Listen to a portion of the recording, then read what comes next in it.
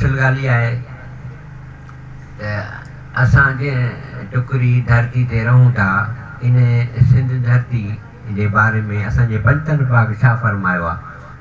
असां तव्हांखे इहा ख़बर न आहे त असां केरु आहियूं, छा आहियूं, असां जंहिं टुकरी में रहूं था इहा टुकरी आहे छा।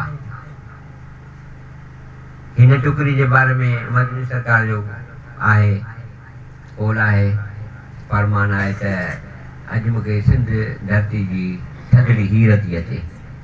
अली साईं जो कौल आहे त सिंध धरती इल्म जो उभरंदड़ सिज आहे। इमाम हुसैन जन जो फरमान आहे त दिलि में हसरत हुई त मां सिंध ॾिसां, मूंखे चले त मां सिंध वञा।